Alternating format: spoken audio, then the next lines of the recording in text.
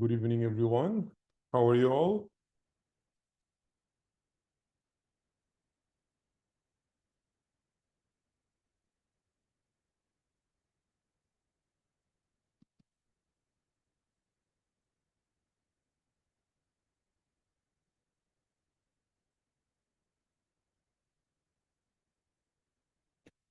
Very good. So, welcome to First Aid AMC MCQ free 2-week sessions.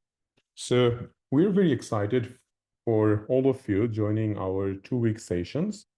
Now, as you might know that these 2-week sessions are completely free for everyone. So, if you have any study partner or if you have any other friends who wanted to join the session, feel free to share our Zoom ID and password with them so that they can also join. So it is totally free, so anyone can join us and listen to the classes. These classes are super important. It gives a lot of idea about how to start your preparation. It gives you an idea, at least that it gives you some hope that yes, it is not the most difficult exam to pass. Okay. So if you know a little bit about AMC, you know that AMC has two parts. One is MCQ, another is clinical. Definitely MCQ is much easier than clinical. And if you compare other exams like USMLE or PLAB is easy, but if you compare USMLE and AMC MCQ, MCQ is much easier than USMLE. So it's not the hardest exam if you know what to read, if you know what are the guidelines which is important for exam, and if you know what are the tips and tricks. So every questions that we solve in the course, we try to give you an idea that how to solve the questions, that not everything in the question is important, not everything is is useful for your answer. So many times AMC will give you things in the stem which is just to confuse you. So we call them traps. So there are some traps, there are some tricks. So this class is based on tips and tricks and also finding out what are the traps that you can easily fall into and you can end up choosing a wrong answer in the exam. We gave you a lot of information about AMC MCQ preparation in our trial class, which was psychiatry trial class, and I'm sure it was very difficult for you, right?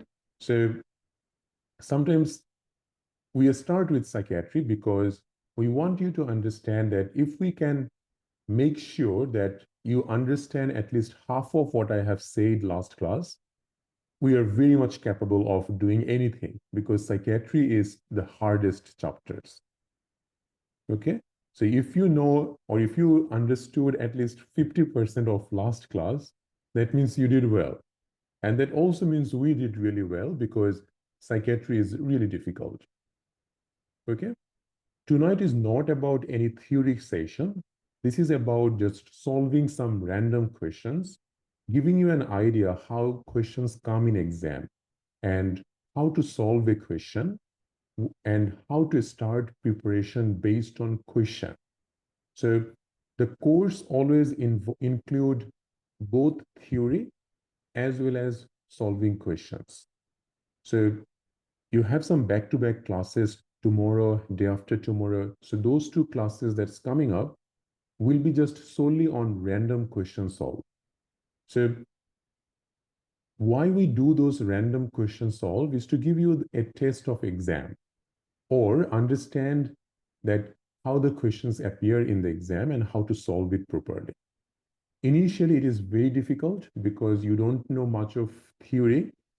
So don't get overwhelmed because you always have, like everyone who joined the classes in the first few months, they feel overwhelmed just because that they don't have much of a knowledge on the theory.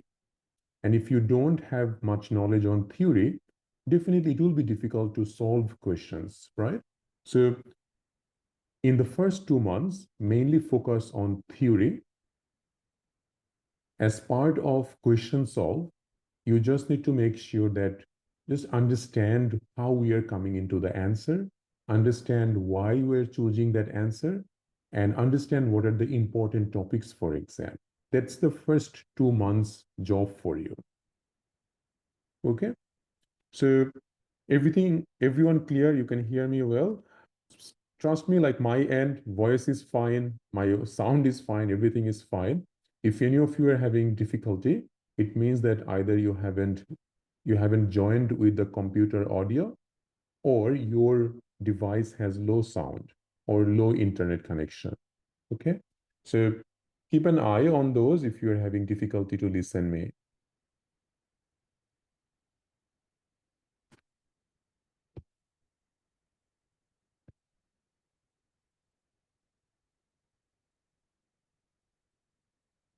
Okay, let me just write that who can't actually hear me. So I'll just write in the chat box that why you guys can't hear me. So just 1 second.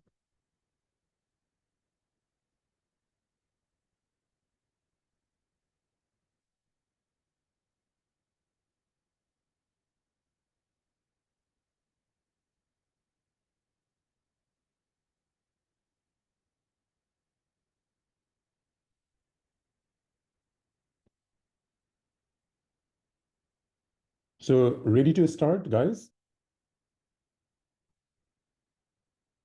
So today we are not going to discuss anything extra. It will not be about how to start your preparation or anything. We have already done that part. But at the end of the class, we will again discuss a little bit about the course. And if you have any questions, you will be able to ask questions even directly. We will allow you to unmute and ask questions if needed. Okay? So for the purpose of the class, we always keep you muted during the session. But if you have any questions, you can always write on the chat box. Okay? Starting with the first case. So you can write your answer on the chat box and we will just start the discussion. So we have got, so first of all, the first thing you should know that how I am choosing the important word in a question. Not everything is important in a question. And always make sure that, like, do not just assume what they're asking. Sometimes it happens that you might have seen these kind of questions, maybe in Facebook, Messenger, Telegram. And whenever you have seen, oh, I've seen these questions, I'll just choose what I know. So do not just do that, because in exam, the questions are not like that. In exam, it's more about understanding a topic. It's more about like, like choosing the answer what has been asked. Okay. So a 23 years old motor cross rider is brought to the emergency department following an accident. There is a 6 centimeter laceration over the anterior aspect of his tibia, which is clearly deformed. His foot is well perfused, which is very important information. Which one of the following is the most appropriate initial step in management? So the first thing is, what is the main question? The question is most appropriate initial step. So many times in the question, you will notice this, that they ask you, so the way of asking question is like this. So one can be, what is your next step of management? Sometimes they ask, what is the initial step of management? Sometimes they will ask, what is the next most appropriate step? Or they can ask this one, like most appropriate initial. They can ask next best management. All of these are same. It means that they're asking you the next step or initial step. So it's important, because if we just rule out initial from this, then the option or answer will be different. Okay? So why do we start with questions? We haven't actually. We already started with theory. So our last class was on psychiatry. And exam is not only theory. Exam is about MCQ. So you need to know how to solve MCQ. So it's about 50% theory, 50% MCQ. So we can't just say that, well, let's just do the theory classes and let's forget about questions. Okay, so question solve is a vital part of the preparation. One way or other, you have to start it from the first. Okay, because there is a thousands of questions that you need to actually do to prepare for this exam. So it can't be just on theory.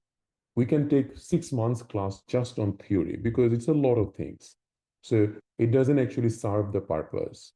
Okay, so don't get worried. Follow what we are doing, and I'm sure you will be fine, just like any other students who have passed from the course. Okay,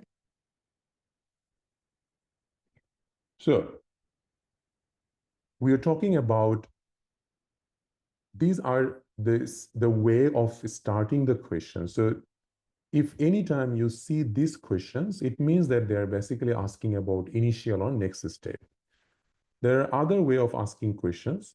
The same thing they can ask, what is the most appropriate management? They can ask, what is the best management? They can ask, what is the definitive management? So these are all the best management that a patient needs, not the next. Next means, let's say someone has a wound. What is the next step of managing the wound?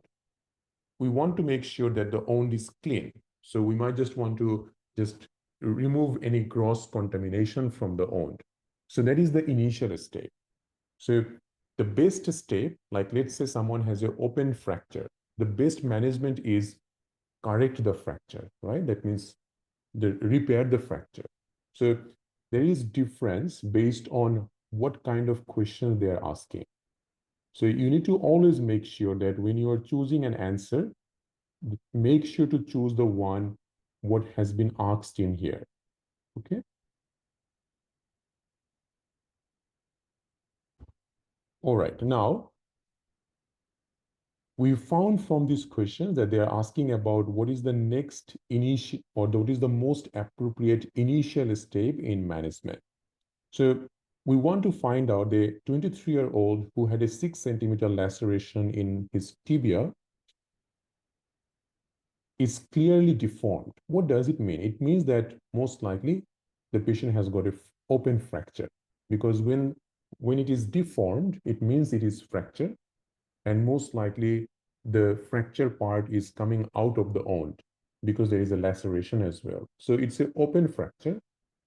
When we get open fracture in the exam, the first thing that we notice that how is the perfusion of the lower limb or upper limb, wherever is the fracture. So perfusion can be done either by checking the pulse, or we can also do the capillary refilling time, or in here they already mentioned that his perfusion is fine. Excuse me. So the first thing we would look at in an open fracture is this, because if perfusion was impaired, you need to make sure that you reduce the wound first. Okay, so you need to make sure that if they say in this question that no, the perfusion is lost, the first thing you would do is to make sure you do the reduction of the fracture, because most likely that fractured bone is causing compression on an artery, and if you can reduce the fracture, then that compression or pressure on the artery will no longer be there, and the perfusion will restore. So that's important, because sometimes you might think that, well, I have seen this question, but what they would do that they would just change this and they will say that his capillary refilling time is increased to 5 seconds. Normal capillary refilling time is just 2 seconds.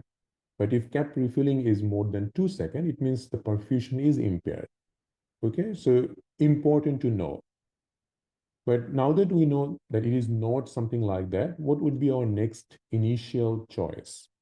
So IV antibiotics, fracture reduction, lavage, surgical debridement, or tetanus administration? It's a very, very important question for exam. So let me discuss a little bit about open fracture management from the guideline, and then we will come back to this. And many of your answer is right, so very good.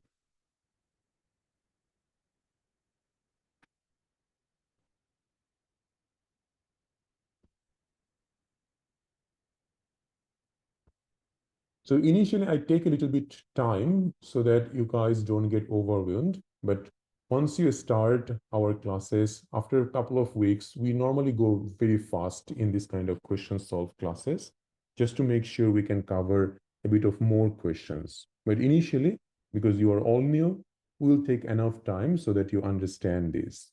Okay? So, surgical principle of any open fracture. So any patient presenting after a major trauma should be fully assessed. So that means definitely you will make sure patient airway, breathing, circulation, those are fine. So primary survey will be always done first after a major trauma, which means checking the airway, breathing, circulation. After that, what we do? So the limb should be assessed for sign of fracture because this patient had a trauma. The next, after we made sure patient vitally stable, we check the limbs to make sure there is no fracture there. We should also check the severity of the wound. Distal neurovascular function should be assessed. So that's what I was talking about. We need to make sure there is no nerve injury, so no paralysis, and there is no vessel injury. Any gross contamination may be removed. So if you see that there is lots of dirt or it looks very contaminated, any gross contamination, you can just remove it. But robbing the wound, attempts at debridement in the emergency, or even partial closure should not be done. So a lot of you has chosen wound debridement. Wound debridement is not done in the emergency department. It has to be done in a theater when a patient has got a open fracture. Because if you try to do the wound debridement in this patient, he will be in so much pain, he can even go into shock. Okay, so we don't do this kind of open fracture wound debridement in the emergency department. It will be done, but later on in the OT. A primary photograph of the wound is useful, should be taken if possible. The fracture should be grossly realigned and the limb should be splinted. So this is the initial step. A tetanus injection and antibiotics should be given urgently. It is accepted that the earlier the antibiotics are given, the better. So it's normally we say that if it is an open fracture, you have to give antibiotics. If tetanus immunization is not up to date, that means patient did not have the last tetanus in the last 5 years, then also you will have to go for the tetanus vaccination. So once you have done this part, once you have done, like let's say gross contamination removed, you made sure patient neurovascularly intact, you made sure you have started IV antibiotic and tetanus, then you send the patient to the OT for surgical debridement and lavage. So lavage and debridement happens together. So you give a good wash of the wound, remove any contamination, and then you just debride any non-viable tissue that you need. Okay? Once debridement is done, then if needed, the fracture will be like there will be open reduction. It's already open, so you just need to do a internal fixation in that case. Does it make sense for everyone? So now if we come back, what do you think you will be your answer at the moment? Because now you know. So remember one thing, if the question did not mention about the last tetanus or anything like that, then tetanus is not your first choice. In this situation, the first choice will be IV antibiotic. Okay? The reason is that the question did not mention about his tetanus immunization status. So if they actually wanted you to choose the tetanus, then they would say that he is not immunized against tetanus, or his last tetanus was 10 years ago. So given they haven't mentioned anything about it, it's not the best choice in here out of A and E, because both of these can be done. And these are done together. But if you ask me which one should come first, antibiotic or tetanus, antibiotic in this case should come first because chance of infection is very high in this kind of open fracture. Okay? After antibiotics and tetanus, then we can go for surgical debridement and lavage. If yes, that's good question, Dr. Samar. If perfusion was low, in that case, yes, you would choose the fracture reduction. There is a question like that where they say that patient is neurovascularly impaired, or they say that perfusion is impaired. In that case, we do the fracture reduction first. Okay. Now let's say how I will just show you today that how much change I can do in a question to make it confusing in the exam. Let's say the same question, I have added another option, painkiller. What will you choose? Will you still choose antibiotic first or painkiller first? Yeah, right. So because the painkiller always comes first because this patient is just had a major trauma. He will be in a lot of pain. You would not think of doing anything before giving a good painkiller to this guy. Right? That's the in a real life scenario, you would do the same thing because he would not even be able to talk to you without a good painkiller.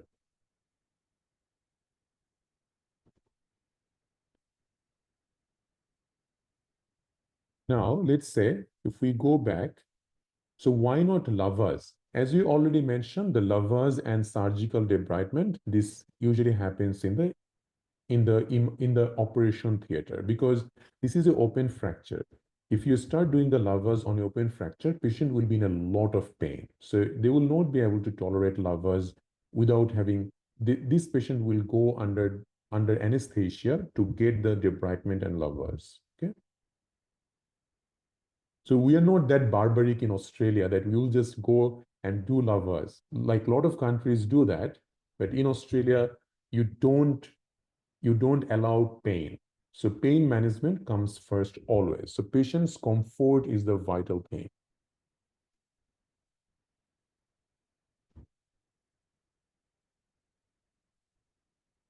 Fracture reduction is only needed in the emergency theater when when the limb is not perfused. So when the perfusion is impaired, then you would only choose the fracture reduction.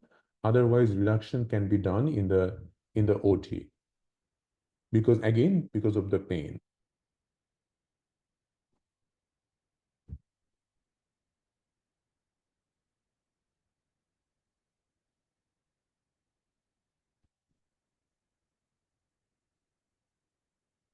So we can't actually give you any list like that because it depends on a lot of factors, as you can see already, because it can change. So depends on what the patient is really having, right? So don't think that there will be a mnemonic or a step and you can just you can just you can just keep every patient in that one single step. It is not possible in that way. So pain management will come first, followed by checking the checking for like any gross contamination, remove that if we can, make sure the limb is perfused. If limb is not perfused, then fracture reduction should be done immediately. Then we do IV antibiotics, tetanus, and then we send the patient to the OT for a good lavage and surgical debridement. And the last option is just repair of any fracture. Okay.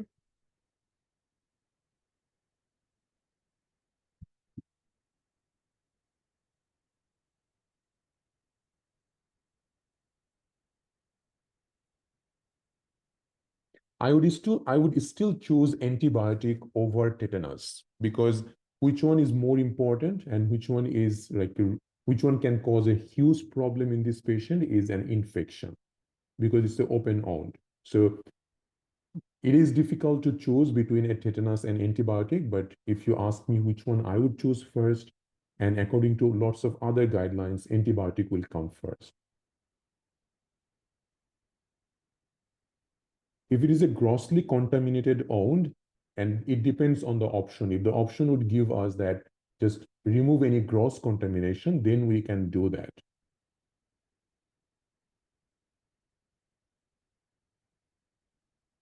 Yes, so if there is loss of perfusion, reduction will be done straight away in the emergency department.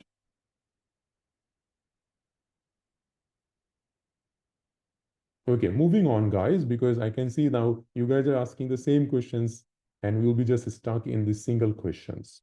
So let's move on.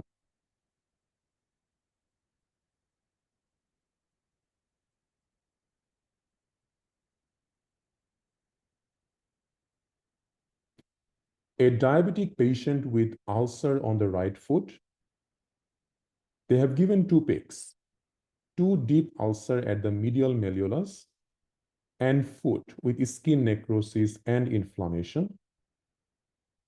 You have given a HbA1c as 6.5. So although it is a diabetic patient, patient's HbA1c is not that bad. So it means that it is a well-controlled diabetes. He was admitted, antibiotic was given. You have taken swab, sent for microscopy culture. What will you do after that? So diabetic foot ulcer management is really important topic for exam. And it comes in a long way that how the management will be. So your option is X-ray, MRI, bone scan, Doppler ultrasound, and complete blood count. So these are the options we have got. So let's talk about diabetic foot ulcer, and then we will come back. So if you see first, always look at the question, what will you do after that? Which means they're asking the next step, not the best step, right? So always get that clear in your head before you even think about the answer. So what they're actually asking in here. So they're asking about the next step. So let's see a diabetic patient who has ulcer on the foot, ulcer at the medial malleolus, and also on the foot. Diabetes is not that bad.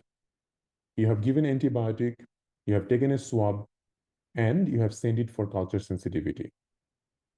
Now, remember one thing, in this case, they would also give you a few other things in the exam. So they would say, let's say it's a 56-year-old male. And let's say this ulcer has been there for 2 weeks. So it's a 2 weeks old ulcer in a diabetic patient, and they will give you something like this. Okay, so you can see that there is a ulcer in the foot, and they might give you another picture that the patient has an ulcer on the medial malleolus. So you can see in here that patient diabetes is well controlled, but still you have given antibiotic because you thought that this patient might have an infection.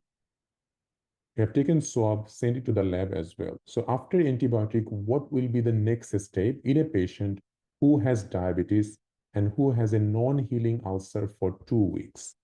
That's the question. So when you read a question, that is what you need to think in your head, that breaking up the question is important. It's not just reading the questions and then blindly giving a lot of logics. That doesn't work in exam.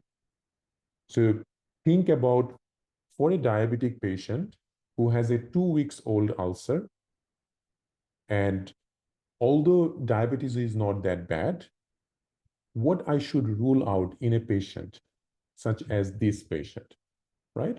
So we have got X-ray, MRI, bone scan, Doppler, CBC.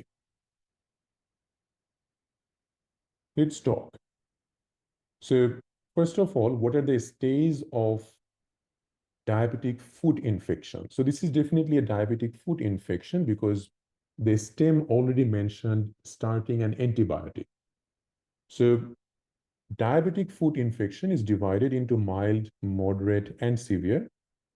Mild infection is just a local infection involving only the skin and subcutaneous tissue. It does not involve any deeper tissue, and there is no systemic symptoms. That means there is no fever, nausea, or vomiting. And if this is the ulcer, the redness around the ulcer is less than 2 centimeters from the wound. So mild infection is local, limited to the skin and subcutaneous tissue, no systemic symptoms, and the surrounding erythema is less than 2 centimeters. Okay. It will help in exam because the treatment changes based on the severity. Moderate, when this redness around the wound is more than 2 centimeters, or it is involving a bit of deeper area, so it is deep to the subcutaneous tissue, like let's say muscle, that's the time we call it moderate. Still, this patient doesn't have any sign of systemic response. That means still no fever, no nausea, vomiting. Severe means, let's say, patient who has moderate infection plus systemic symptom, they are having a severe diabetic foot infection. Okay, so that's how we say mild, moderate, and severe. Now, tips for exam. A diabetic foot ulcer, and the question says that ulcer has been there for 2 weeks. That means it is a non-healing ulcer. Why we are worried about a non-healing ulcer in diabetes? Guys, what do you think? What's the main cause?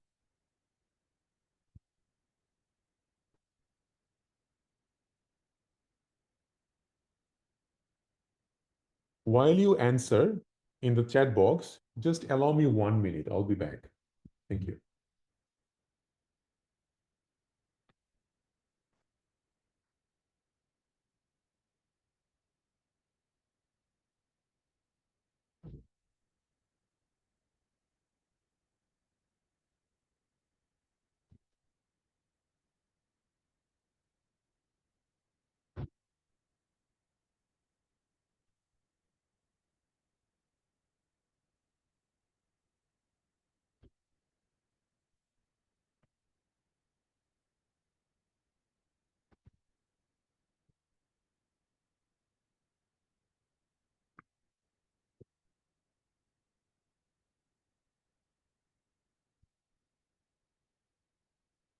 Okay, so I can see that many of you are right.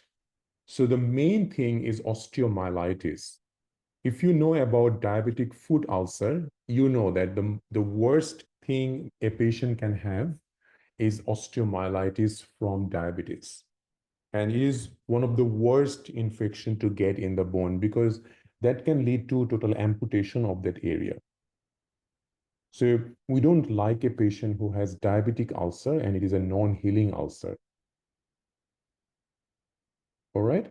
So diabetic foot non-healing ulcer for 2 weeks. Our next investigation should be an X-ray of the foot. It is next, but many times X-ray of the foot might not be able to say about osteomyelitis unless the osteomyelitis is very evident. X-ray can miss that. So it is not the best test, but that will be our initial test. If the question asks what is the most appropriate management, that will be MRI or bone scan because these two can confirm osteomyelitis. So that's one question that comes in exam. The second question is this: diabetic foot, and they mention that there is a yellow discharge coming out from the wound. And that means that wound is infected. Or on the picture, they might show you that there is yellow slough or yellow discharge coming out from the wound. So when there is yellow discharge, it is infected. So your next job is to take a wound swab. Then after taking the swab, you will clean the wound, which is the wound toileting, and then you start an antibiotic accordingly. You never start antibiotic first and then do the swab. So you will always take the swab first, then you start the antibiotic. Okay? Because once you start the antibiotic, you might not be even able to find out the organism anymore. Okay? So that's really important tip for exam. How we choose antibiotic in diabetic foot infection.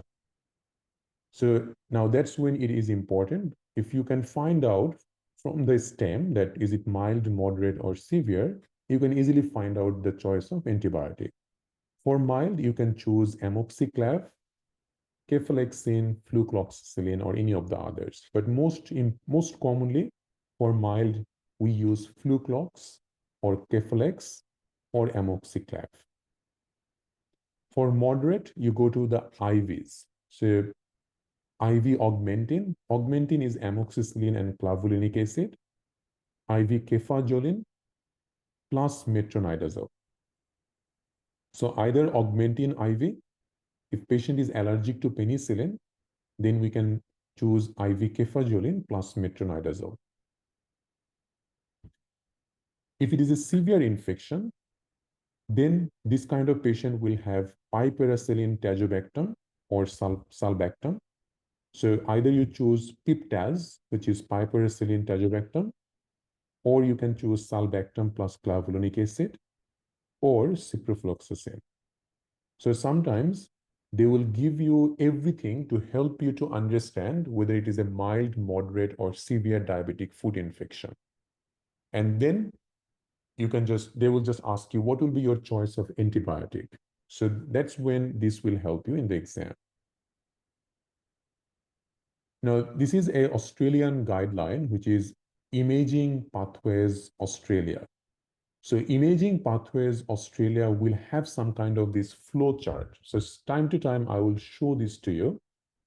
It helps many times. Like this case, a patient has got diabetic foot ulcer, and they're talking about a non-healing ulcer. So the next thing is always the X-ray. In the X-ray, have you noticed any features of osteomyelitis? Yes. So if you have already found it in the X-ray, you can consider doing a bone biopsy, but you need to start the treatment for osteomyelitis. That's pretty simple. But let's say X-ray was not able to find out any sign of osteomyelitis. But you are still suspicious that no, I'm not sure. In that case, what we do that we try to see that can we see the bone? Because if we can see the bone through the wound, that means it is very deep, and chance of having a bone infection is very high, and in that case. Or we can sometimes use a probe. So if you have ever seen a probe, it's like a long instrument like this. And you can use that probe and you can insert that probe through the wound and you can see if you can touch the bone. So if bone on view or positive probe to bone, then there is a risk that yes, it can be osteomyelitis. So if that is the case, like bone on view or positive bone probe to bone, then you should think that, well, there is a possibility of osteomyelitis. You can also do a bone biopsy and treat the patient as osteomyelitis. Let's say there is no bone on view and there is no positive probe, but you're still highly suspicious. In that case, we go for MRI. If MRI is contraindicated or unavailable, then we do the nuclear scan or bone scan. So see the step by step, that's what comes in exam. So if you understand the flow chart, it becomes very easy to answer this kind of questions in the exam. Okay, so now we go back.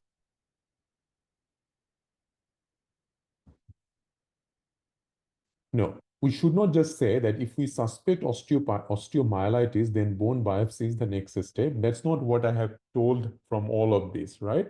So it is a lot different. So if we say bone biopsy is only needed in this situation, so that's the one situation when you can choose it, and that's one situation when you can choose it. So it's not always that if you suspect osteomyelitis, you will do a bone biopsy. Bone biopsy is It's not even needed most of the time. So normally, if you ask me the step-by-step investigation, that will be this. So you do an X-ray, and X-ray is not helping, you're still suspicious, then you do a MRI or bone scan. That should be the easy way. But lots of things are there in between. Okay. Now, not every diabetic patient will have a peripheral vascular disease. Okay. So yes, peripheral vascular disease is important and it can be coexistent with a diabetic infection, but that is not our first thing.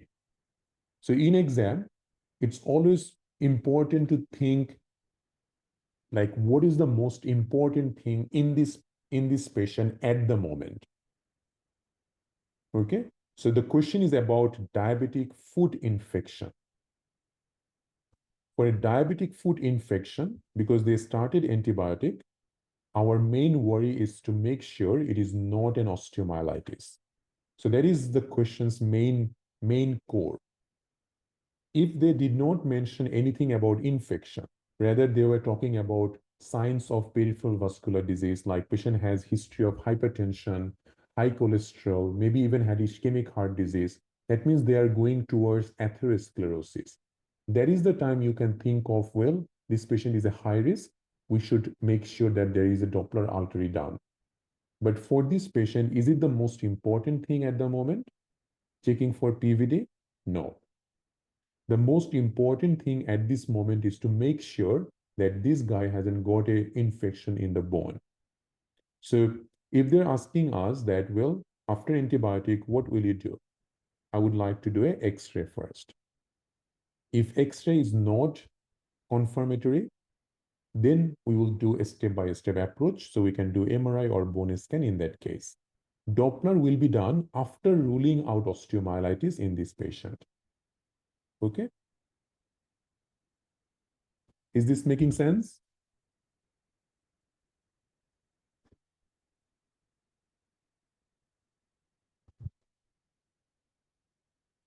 High clinical suspicion of osteomyelitis. So osteomyelitis patient will become, they will complaining a lot of pain in that area.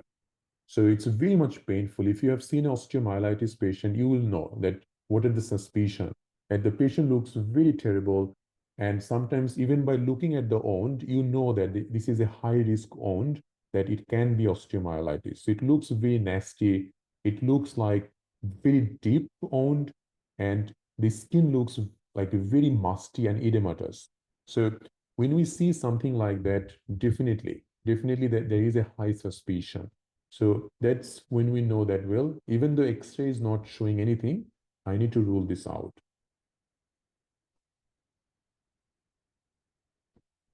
So we will start the antibiotic empirically after the swab. We don't need to wait for the culture result.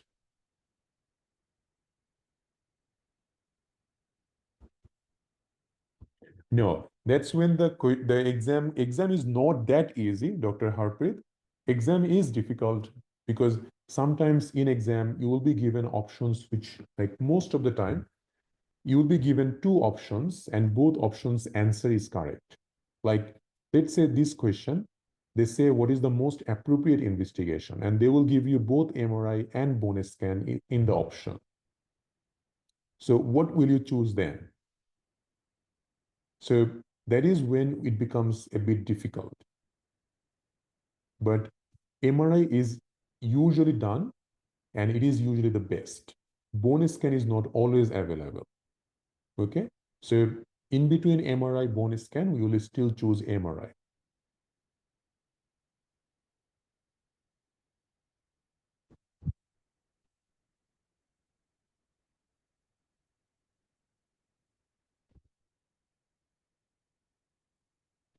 Ideally, they will give you a history. So the questions are pretty much full question in exam.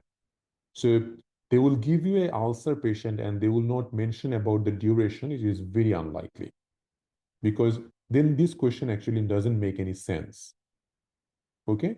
Because I know many of you are thinking about a Doppler, but remember, it is not a PVD case. This is a diabetic case.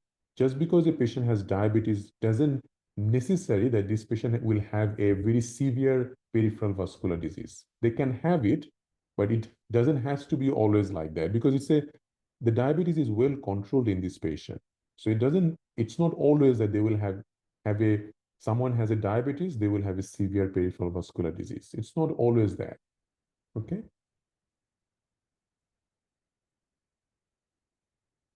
Yes. So initial X-ray, most appropriate MRI.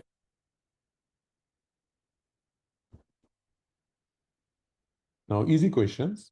A young man working came to the AD with big abscess under the arm. After draining the abscess, what is the investigation of choice? Antibiotic, full blood count, wound culture, ultrasound of the abscess, CTR. So you've got a patient with big abscess under the arm. You have drained the abscess, which is the first thing you would do. What will you do next? Will you go for an antibiotic or you will go for a wound culture? Definitely the culture. So you should always take a swab and then you start the antibiotic. Okay. Next, a 32-year-old lady came to the clinic with complaint of tingling sensation in bilateral lower limbs. She has a history of peripheral artery disease, hypertension, hyperlipidemia. Taking indapamide, which is a blood pressure medication, atorvastatin, cholesterol medication, perindopril, blood pressure medication. Loss of sensation below the ankle, and there is decreased reflex bilaterally below the knee. That means ankle reflex is lost. What is the most likely cause? Very important question, right? So it's a 32-year-old having bilateral lower limb tingling. And this patient has definitely some vascular disease. And we can see that not only tingling, they have loss of sensation below ankle. Tell me one thing, that what this is called, like bilateral loss of sensation below ankle. Yes, good. Globe and stocking loss of sensation. And what does it mean? Where you get like loss of glove and stocking? Yes, Dr. Wendy, very good. Peripheral neuropathy. So this is a case of peripheral neuropathy, right? And you need to find out what is the cause of peripheral neuropathy in this patient.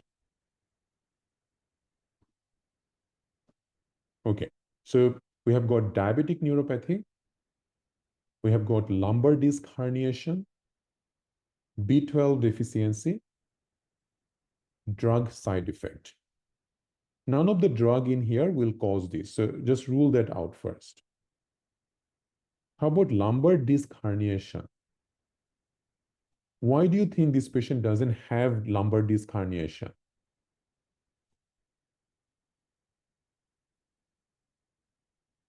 Bilateral?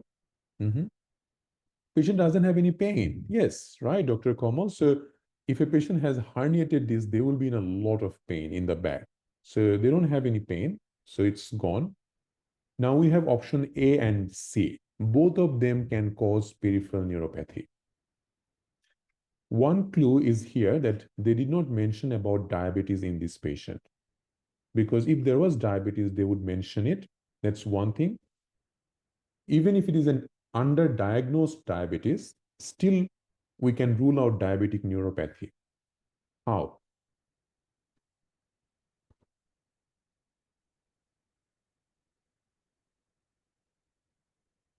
Because this reduced reflex, like reduced bilateral reduction of ankle reflex, is a very common finding in a condition called subacute combined degeneration of spinal cord, SCID,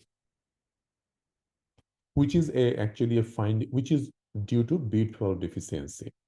Although, yes, diabetic neuropathy patient can also have loss of reflex, but that's not very prominent.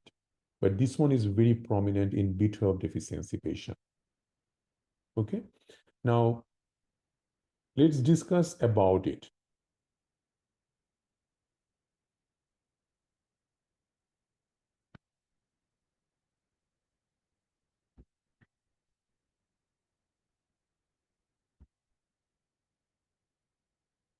So, this is a cross section of a spinal cord. And if you look over here, the spinal cord, you must know from the physiology that we have got motor tract and sensory tract. So in sensory tract, we have dorsal column, we have a spinothalamic tract. Spinothalamic tract is over there. So this sensory fiber or this sensory tract will take or will help us with pain and temperature sensation. Whereas this dorsal column helps with touch, vibration, and proprioception. And then we have got this corticospinal tract problem. In corticospinal tract is the motor tract. That means it helps with all the motor function. In patient who has SCID, subacute combined degeneration, they usually will have there will be some features of corticospinal tract degeneration and dorsal column degeneration. So it's not always that they will have all the neurological findings, but many times you can get it. So the neurological finding, you will be looking for that whether this patient can have hyperreflexia, this patient can have spastic paralysis, but those are very end stage, like very severe B12 deficiency, untreated for years and years, they usually will get that. This patient can also have loss of deep touch, proprioception, or vibration sensation. Although this patient will have hyperreflexia, but there is an anomaly that this patient has bilateral ankle reflex can be reduced. So that's usually we find in B12 deficiency because of the peripheral neuropathy. So although hyperreflexia is common in everywhere, but the ankle reflex can be reduced or lost. So these are the findings we normally look at. This is one of the link where we discussed everything, but this is just an idea that what is subacute combined degeneration. Now you might ask me that why not this patient having any of the corticospinal tract things? Why not they are giving us any of the, like any other finding except loss of sensation? So the thing is that the corticospinal tract, that degeneration usually takes time. The initial finding in a patient who has B12 deficiency, they start with peripheral neuropathy, which means like loss of like glob and stalking loss of sensation.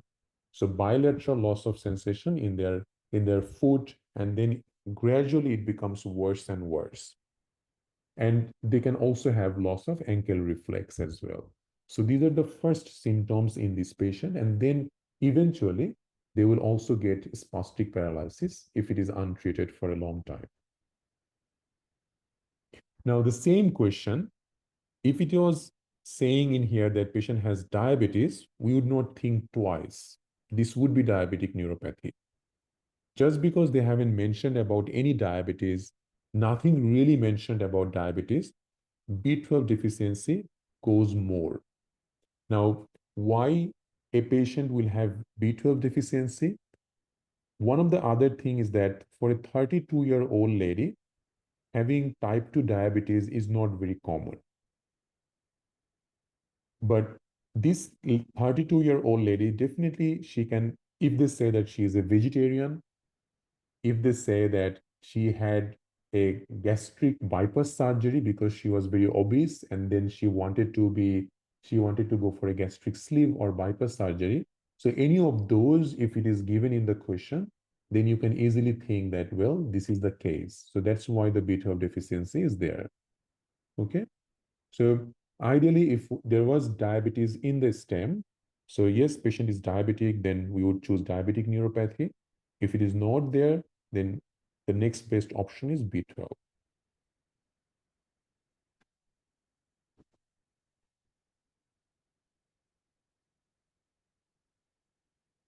Okay. Next,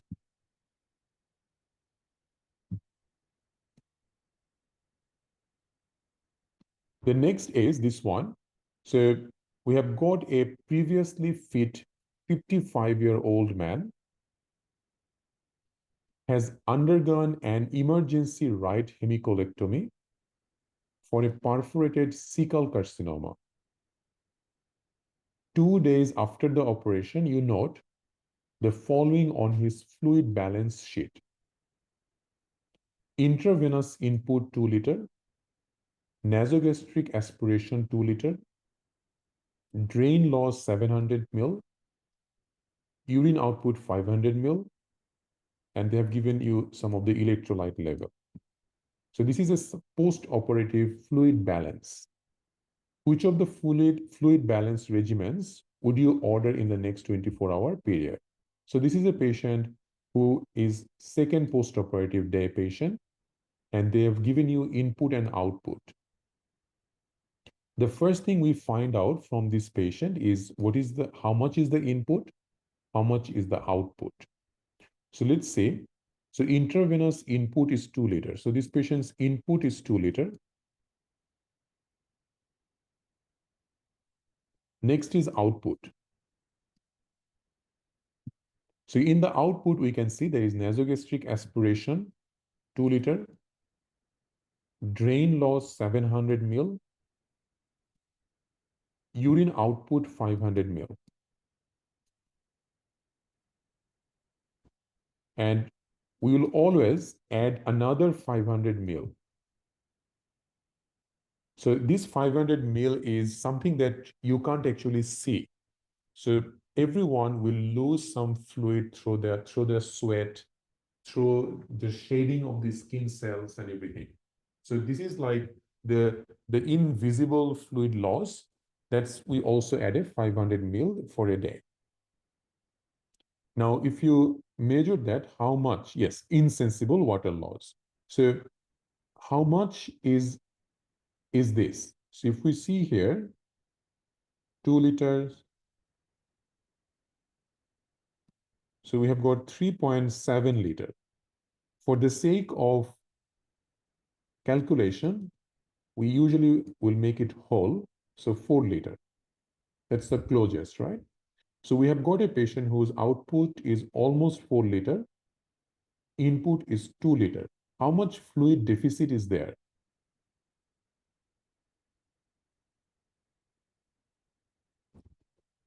2 liter, right? So we have got a patient who is in the second postoperative day and in a 2 liter fluid deficit. So we need to make sure that along with the maintenance dose, we have to add this 2 liter. So this is clear for everyone so far? Because this is where patient, like a lot of you will get confused. So do you understand how we found this 2 liter? Yes.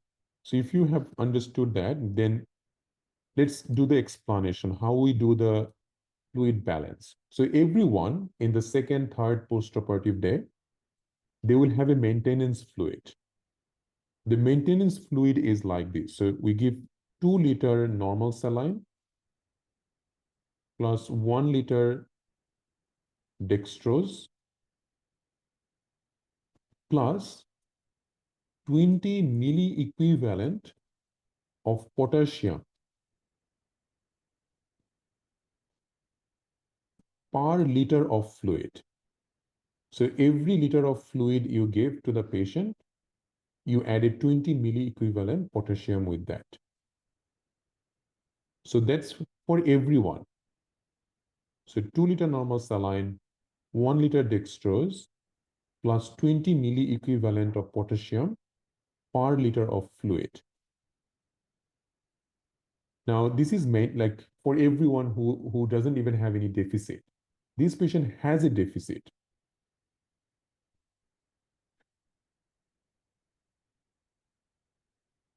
Sorry, I think I made a mistake. So not 2 liter, 1 liter normal saline and 2 liter dextrose. Okay. So this is usually will be our maintenance fluid. So 1 liter normal saline, 2 liter dextrose plus 20 milli equivalent of potassium per liter of fluid. Now, there is a 2 liter deficit in this patient, right? So where we are going to add this 2 liter? So this 2 liter will be added to the normal saline. So add this deficit 2 liter and it will become 3 liter normal saline plus 2 liter dextrose plus. So how much fluid we are giving in this patient as a total? 5 liters, so 3 plus 2. So how much potassium we have to give? We know that 20 for every liter. So just multiply 20 into 5. So 5 into 20, 100. So 100 milli equivalent of potassium. Okay, so that's your answer in here. 3 liter normal saline, 2 liter dextrose, 100 milli equivalent potassium. Okay. So you can see that this patient also having a low potassium in this case. So if potassium is normal, then we normally don't need to do it. But if potassium is low, then yes, we should.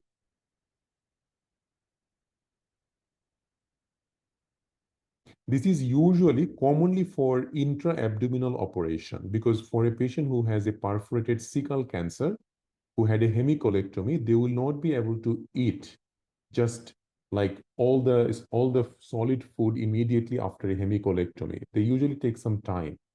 But for someone who has like, let's say, uh, who can eat, then you don't need to give this fluid balance. So it's mainly for someone who can't eat immediately after having a surgery.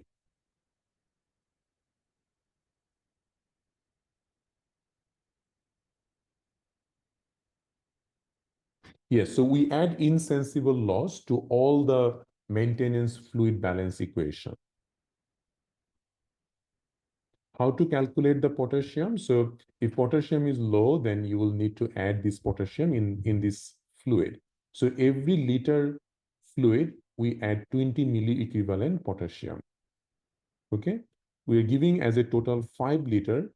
So that's why we multiply 20 by 5. So that becomes 100 milli equivalent potassium.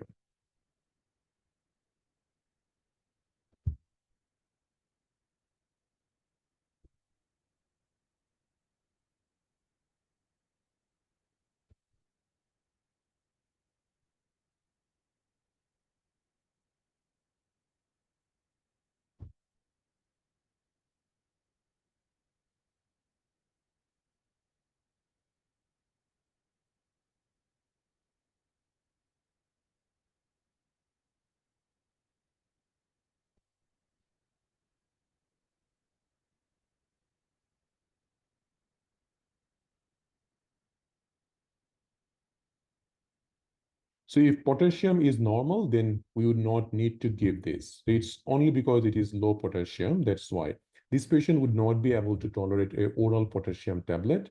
So we don't need to do that because this patient just had a hemicolectomy and had a perforated cecal cancer just second day after the operation. So you would not be able to give him a potassium tablet or something. If potassium higher than normal, then we'll just keep it under monitor. We would not give any potassium.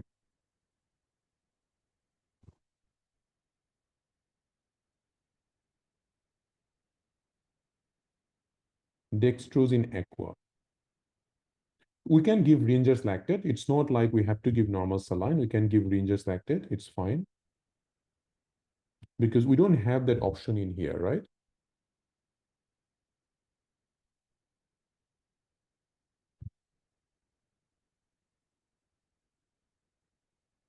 Okay. Now, moving on, a patient comes back.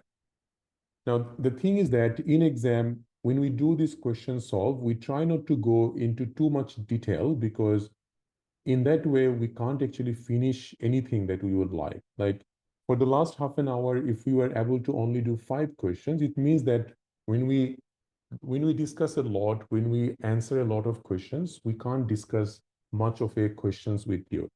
So when we do a question solved class with you, we mainly focus on coming to the diagnosis, coming to the answer of that particular question. And then when we have a theory class, we mainly focus on discussing all of this. So many of these topics that we discuss in question solved classes, that will be discussed in detail in a theory session.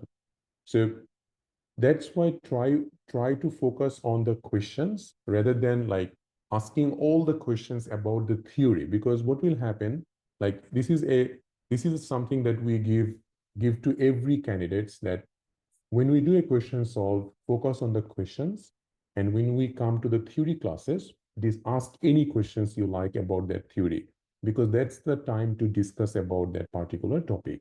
Okay.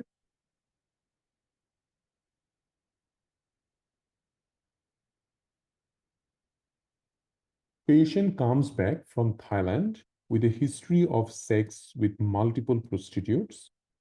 After 1 week, patient presents with lymphadenopathy, mild pharyngeal erythema, splenomegaly, sore throat, atypical lymphocytes present, monospot negative.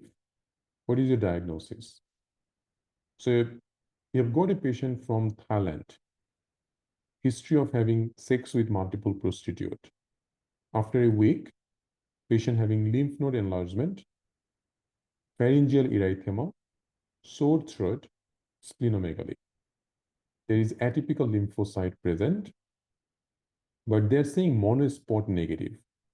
Do you know like which test monospot comes positive?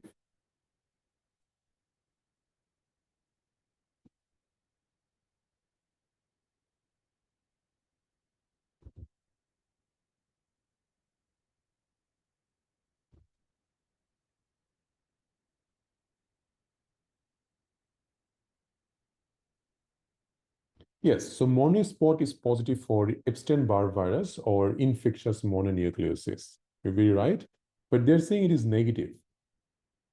So let's discuss.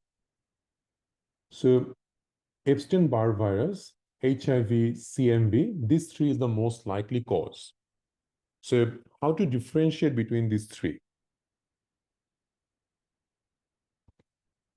So HIV infection, it is usually acute symptom, EVV insidious. Fever is a feature for any infection. Fatigue also common for every infection. But this one, like exudative pharyngitis, tonsillar hypertrophy, this too is common in Epstein-Barr virus, not common in HIV. So sore throat, pharyngitis, tonsillar hypertrophy, that's usually towards EVV. Whereas if it is an oral ulcer, that's common in HIV. Jaundice, not very common anywhere. Cervical lymph node can be enlarged in both. Hepatosplenomegaly is positive in EVV. As you can see, splenomegaly in 50% cases, rare in HIV. So that's another important thing. You can get atypical lymphocyte in EVV and even HIV. So you can get it in both.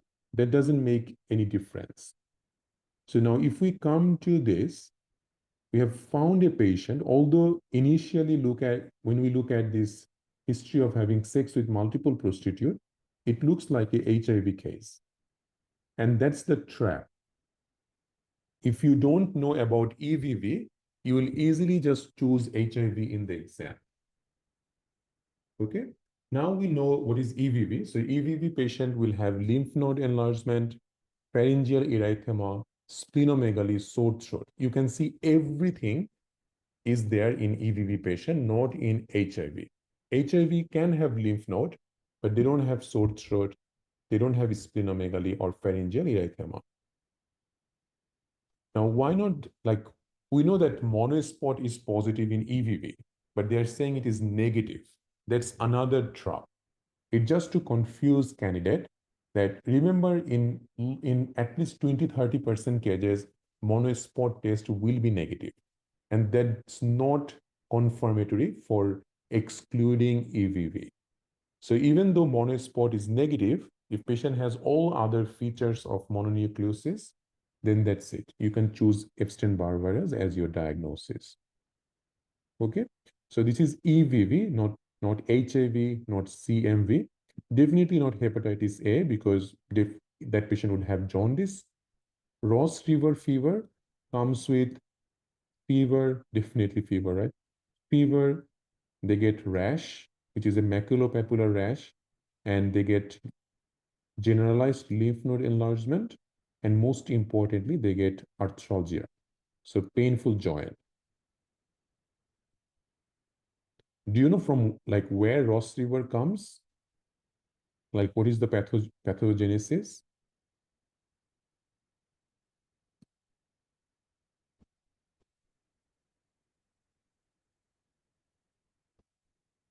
Why not CMV? Because CMV is uncommon. Second, you can see that CMV also doesn't have any sore throat or pharyngeal problem.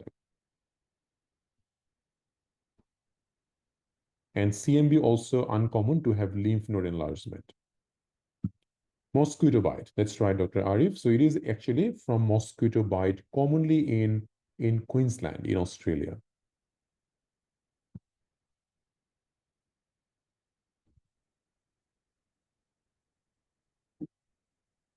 Okay.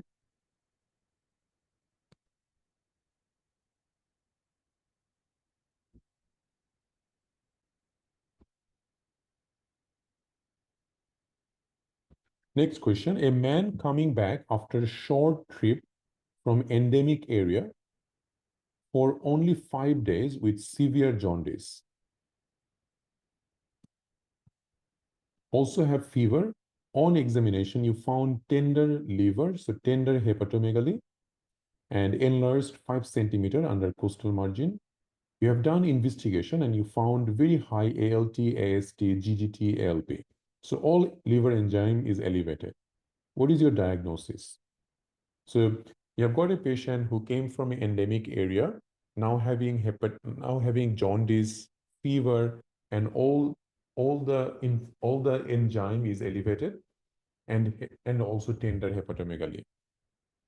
So hepatitis A, B, malaria, infectious mononucleosis, and choledocholithiasis.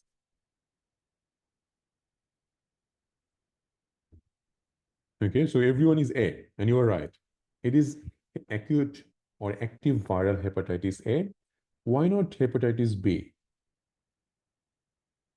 Because that can also give the same symptom. It can be acute, like acute, not always chronic.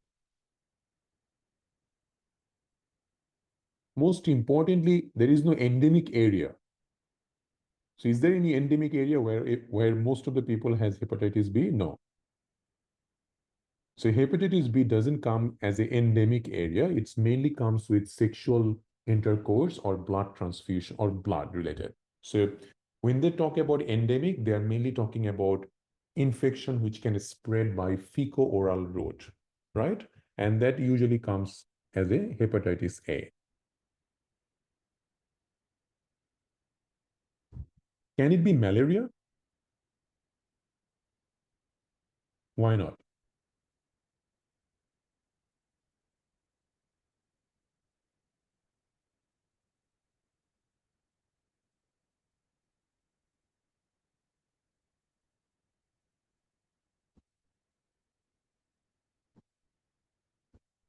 Yes,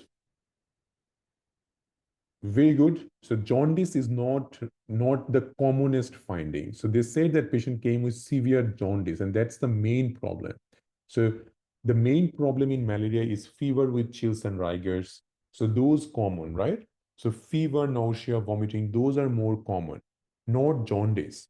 And you get hepatomegaly as a chronic malaria patient. You don't get in acute malaria. Okay.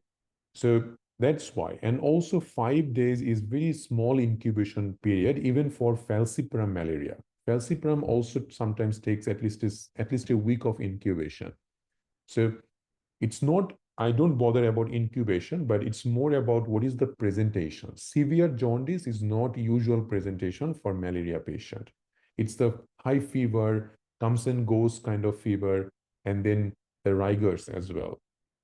So they will not focus mainly on the liver if it is malaria. Okay.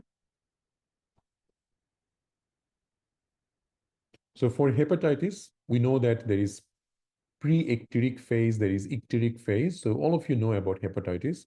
So we don't need to go into much detail. One of the cause of tender hepatomegaly is viral hepatitis. Now, how we differentiate between different cause of jaundice? So there is hepatocellular jaundice, there is hemolytic jaundice, and obstructive jaundice. So it's very important to know how to differentiate all of this. First, hemolytic jaundice. In hemolytic jaundice, bilirubin will be elevated, but it's the unconjugated bilirubin which gets elevated. In viral hepatitis, you can get both conjugated and unconjugated bilirubin getting elevated. Whereas in obstructive jaundice, mainly conjugated bilirubin will be elevated. We will discuss jaundice in details, so don't worry. Just giving a bit of idea. If it is a viral hepatitis, ALT, which is alanine transferase, will be mainly elevated. If it is obstructive jaundice, then alkaline phosphatase, like ALP, will be mainly elevated. If it is alcoholic liver disease, then GGT will be mainly elevated. Okay, so this gives us a good idea that what kind of cause of jaundice is there in a patient. So if ALP elevated a lot, then think of obstructive. If ALT is mainly elevated, then viral hepatitis or hepatocellular hepatitis.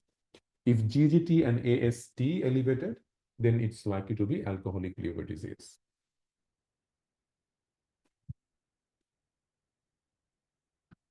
Moving on, a patient comes to you with a parotid gland swelling. CT shows superficial lobe involvement only, no facial nerve pulsing. What is the most appropriate next stage? So this is a question about a patient who comes to you with a parotid gland swelling, and you did a CT scan. The CT showed that there is something, and it's involving the superficial lobe of the parotid gland. So what will you do next? FNAC, ultrasound, total parotidectomy, superficial parotidectomy. Now, we don't know yet that whether this is a cancer or not. Do we know? No, because CT did not mention anything. They just say that there is a swelling which is involving the superficial lobe. So we need to confirm it. How to confirm it? Definitely FNAC. We don't need to do an ultrasound anymore because we did much better one, which is CT. There is a bit of discussion in RSCGP about approach to the neck mass. So let's discuss about that.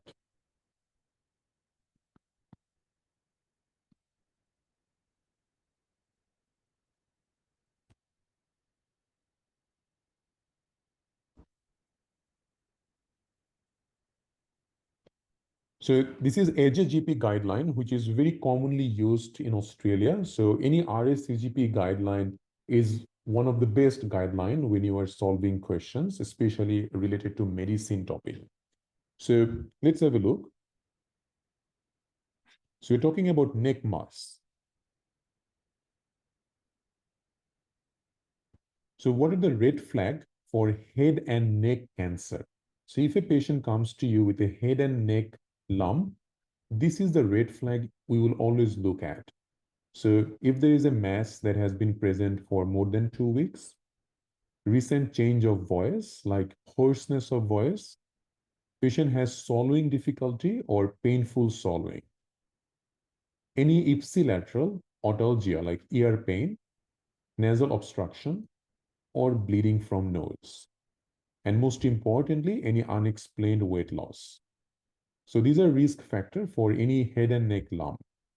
And these are also risk factor, like someone who is a smoker, alcoholic, bit middle-aged, they also have high risk. So understanding this risk factor usually helps us in the exam to think that, well, this patient might be a high risk, so we should rule out cancer in this patient. Investigation. The first line investigation for all adult at risk of malignancy, so we're talking about head and neck malignancy, consists of CT of the neck with contrast and a FNAC. These two investigations provide complementary information. Contrast CT of the neck should be considered a first-line investigation for all patients at increased risk of malignancy. So you do a CT, which is a contrast CT neck, and then if contrast CT shows that, well, not sure, there might be something suspicious there, then we go for FNAC.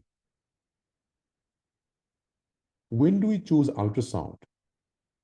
Ultrasound is not the best, but if there is a neck or head and neck lump in a pediatric population, we try to avoid CT. For pediatric population, we will do ultrasound. If someone has contrast allergy or someone who has end-stage kidney disease where we can't give the dye, then we can do the ultrasound. If it is a pregnant patient, we will try to avoid radiation. We will go for ultrasound. Okay. So they have given a lot of things in here that how to come to the diagnosis. We will discuss that in our theory class. So that's how we are choosing FNAC in this patient. Okay. All right, lots of discussion. I think we should take a 5-minute break now to give you a bit of break, and then we will start again. So let's take a 5-minute break, guys.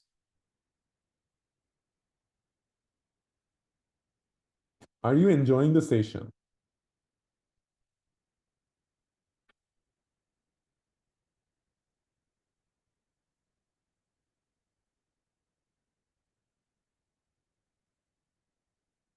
Very good.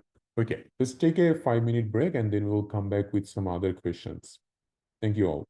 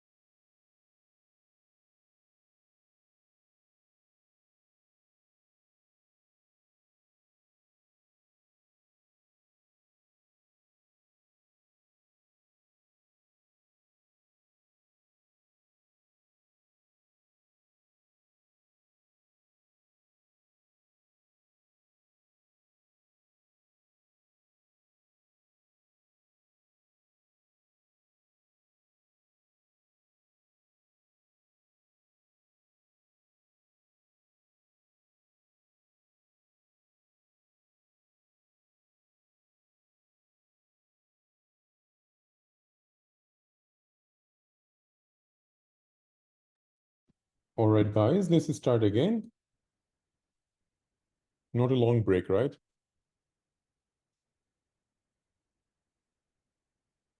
Okay. So next question.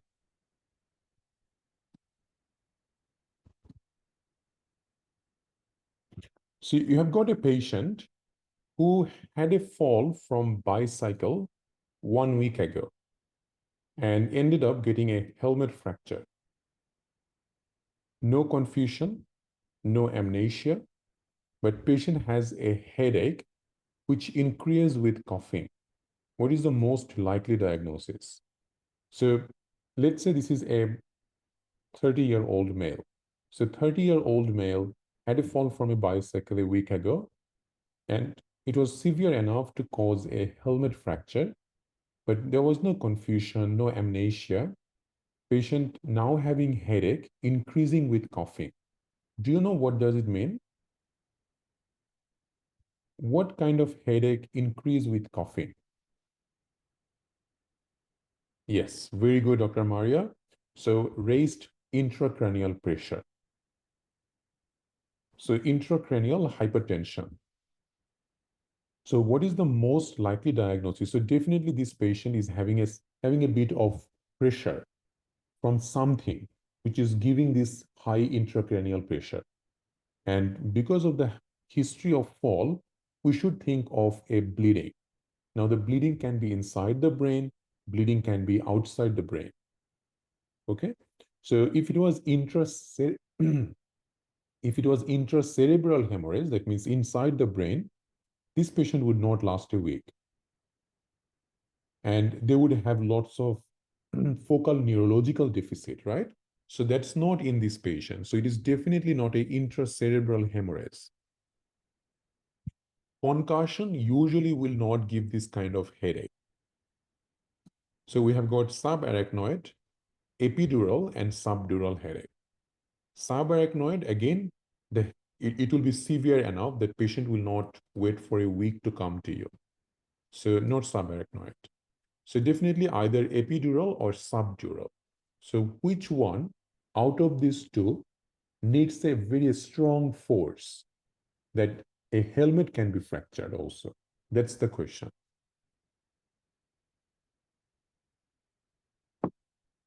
Let's have a look. First of all, epidural hematoma. So, so if it is the dura mater, so bleeding above is epidural and bleeding below is subdural, right? Now, in epidural hematoma, there will be fracture or there will be a blunt trauma. So like a motor vehicle accident, which will end up causing laceration of arterial vessels, most commonly middle meningeal artery. Most commonly, it happens on the temporal bone. In contrast to the subdural hematomas, a tremendous force is usually required. So to have a epidural hematoma, patient needs a very severe force. Now, have a look of the subdural hematoma. Subdural hematoma, it causes rupture of the breathing veins. So vein rupture is not that serious like arterial rupture. So in subdural hematoma, many times patient might not have any symptoms apart from bit of a headache. Some patients can have a lot of symptoms as well. So we'll come to that.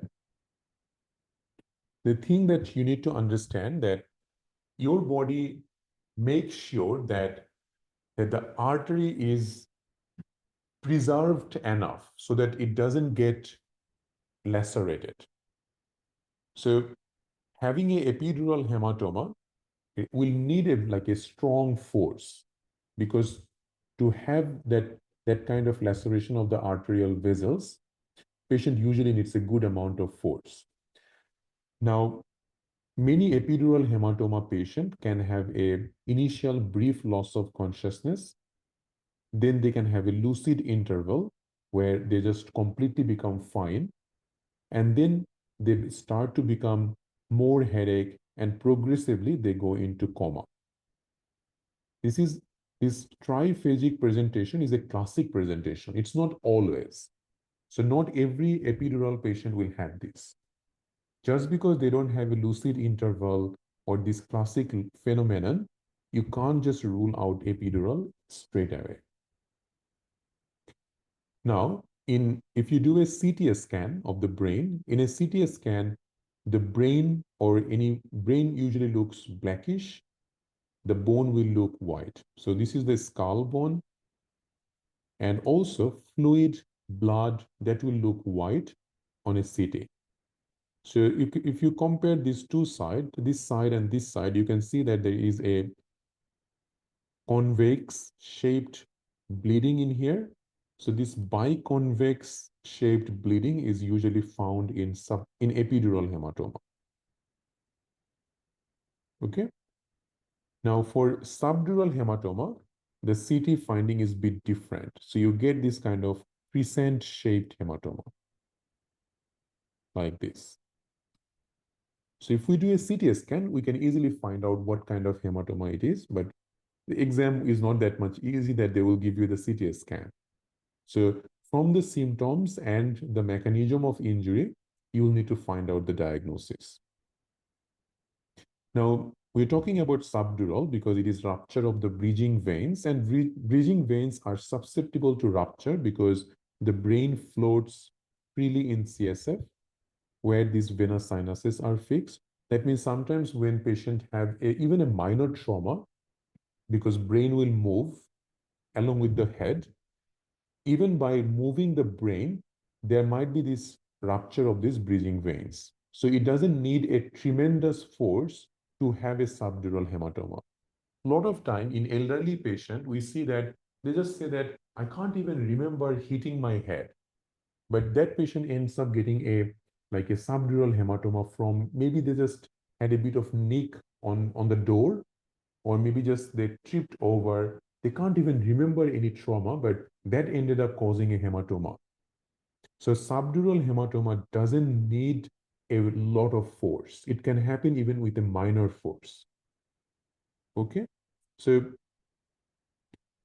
and the symptoms of subdural hematoma, sometimes it might not have any symptoms, like if it is a chronic hematoma, but in acute cases, they can have headache, they can have altered mental status, they can also have hemiparesis. So the symptoms usually will not be able to give you much of a difference, but the force mechanism of injury usually will give us the diagnosis. Now, if now you think, what could be the answer in there, epidural or subdural?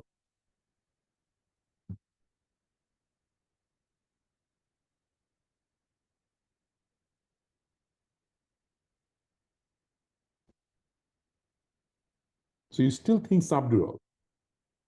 Strange.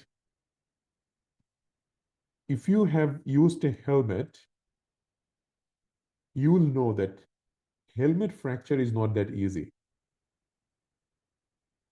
right? Because to have a helmet fracture, you really need to have a very bad accident. You can't just like have a fracture of the helmet. It is a very, very forced injury. So we would think that if now don't think about that. Like the bicycle, some of the bicycle in Australia, they can be very fast. Okay. So in this case, when there is a helmet fracture, they are just giving you the clue. Now that is tips and tricks, that this is what you need to think, that it's very difficult to actually come to the diagnosis based on the symptom. But this helmet fracture is a clue to your diagnosis. If you know that helmet fracture means it's a tremendous force, you will be able to choose the right answer, which is epidural.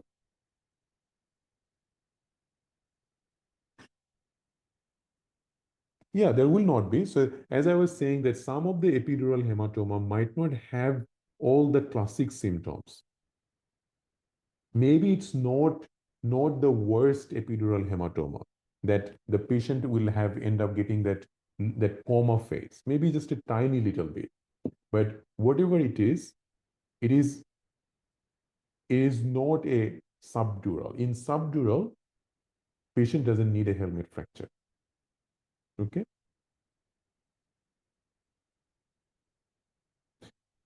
Any kind of bleeding. So if there is a bleeding in the brain or even like outside the brain, it can give lots of pressure. It's same like a pneumothorax. When there is a air in the pleural cavity, it can compress the lung and make the lung collapse. The same thing in here. When there is a bleeding happening, it can push the structure. It can give increased intracranial pressure. Now, the thing is that not every epidural hematoma patient dies. The one that dies, they actually comes with the classic phenomenon where they get this lucid interval and ended up getting into like a prolonged coma. Okay. It's 1 week. So a intracranial hemorrhage patient will not wait for 1 week, right? So if a patient has bleeding in the brain, they will come to you within a day. They will not wait for a week.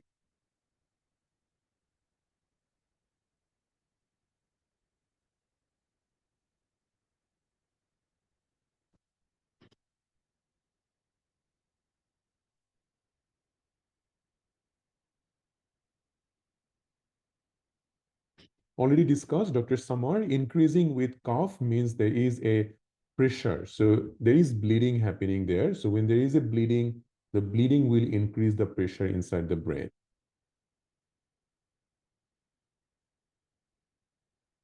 It doesn't has to be that the bleeding in the brain. It can be around the brain. So epidural hematoma require more force. Subdural doesn't require a lot of force because it is the vein is very easy to rupture than an artery. Just think about it. Moving on, parents came to you that their son has hereditary spherocytosis. They want to know what is the chance that his siblings will get the same disease. Dr. Dan, yes. Even getting a one clue in the exam is really good. Sometimes they don't give any clue. So they will not give you everything. If you are practicing medicine, you know that every patient is different in a real life. Not everything is book-based. And every patient will not come to you with all the classics presentation, right? So in one patient, we never get all the symptoms that we know from the books. So exam also give you scenarios from a patient, not from a book only. And exam is not that easy that they will give you everything and you can easily come to a diagnosis. They always test you in a way that some information will not be given and they will give you just a little bit information so that you can pick up that. That's how the MCQ works anyway. Any MCQ exam is like that. Parents comes to you with their son who has hereditary spherocytosis and they want to know what is the chance that his siblings will get the same disease. So genetics important. Those genetics questions usually carries a high mark in the exam. So understanding genetics is really, really important.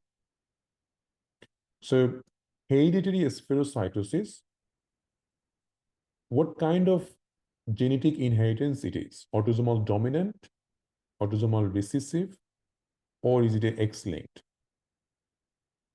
Yes, it is autosomal dominant, right? So very good.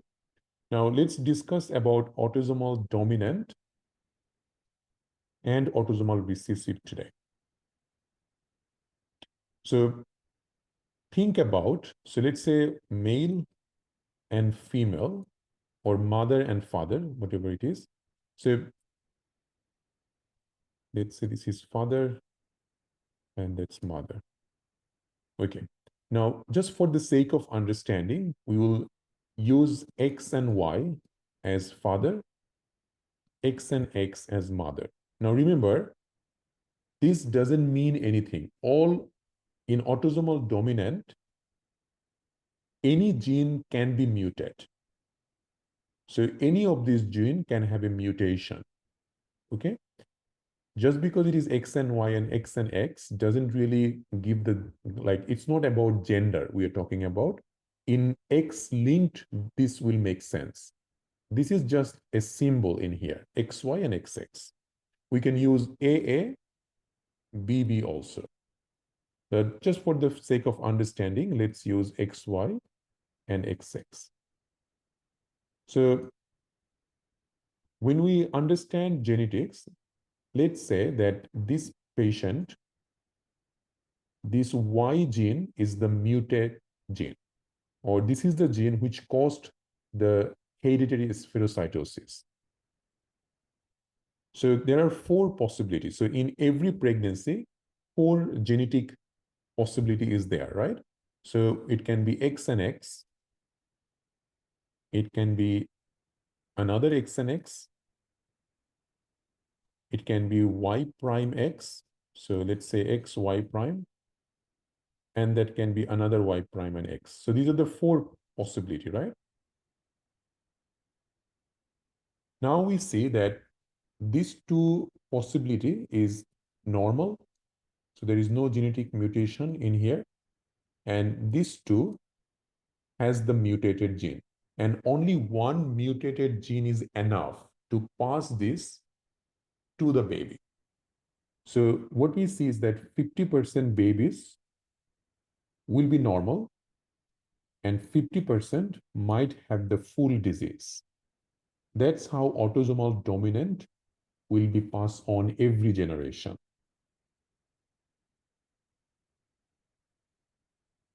Okay, so the thing in this case is this X and X don't think that 50% daughter will be normal and 50% son will be affected. It's not like that.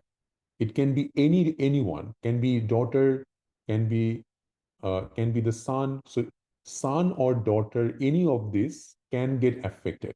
So in autosomal dominant, both both son and daughter will have equal chance of getting the disease.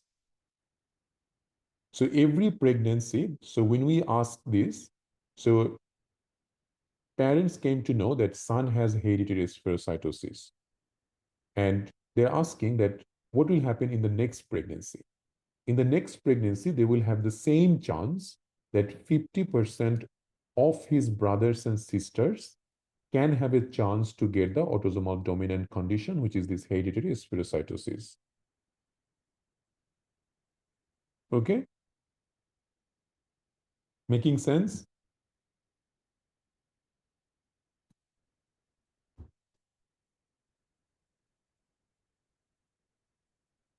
So to repeat this, so you just need to like do the math. So you can see that there are four possible genetic pattern, and two of them did not get any mutated gene. So 50% of the baby can be normal, and two of them got the mutated gene. So 50% of the baby can get the disease.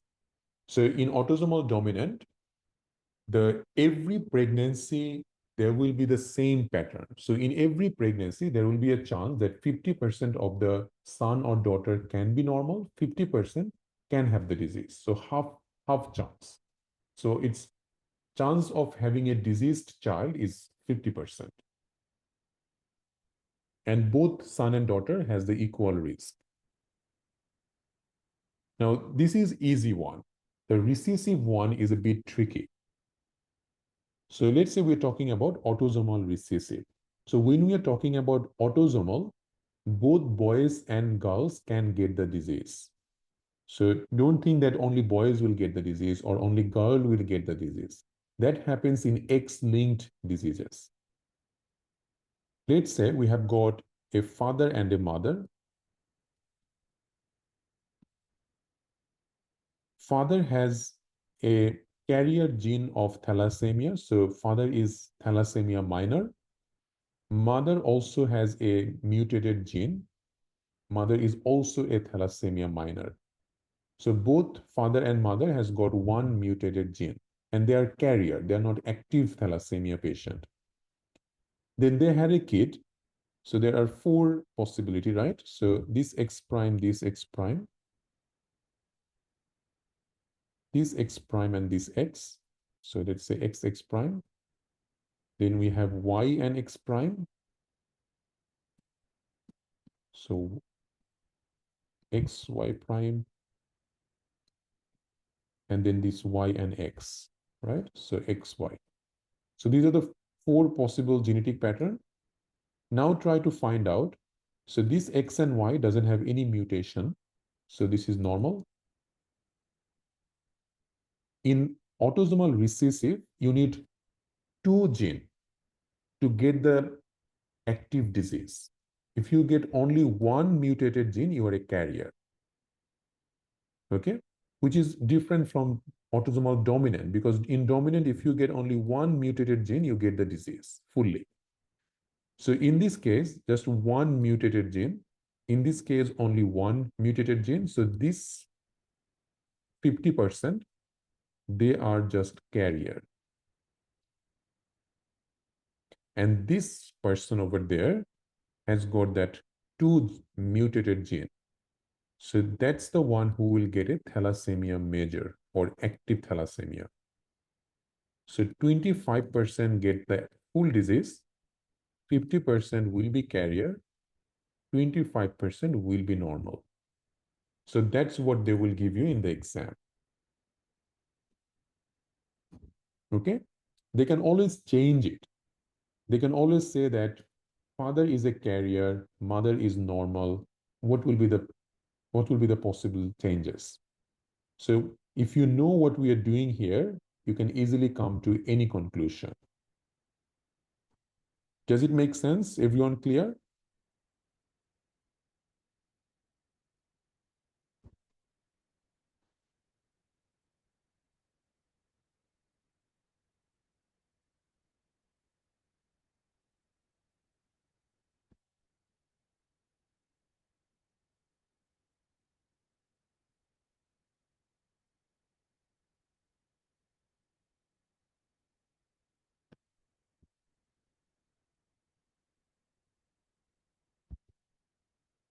Okay.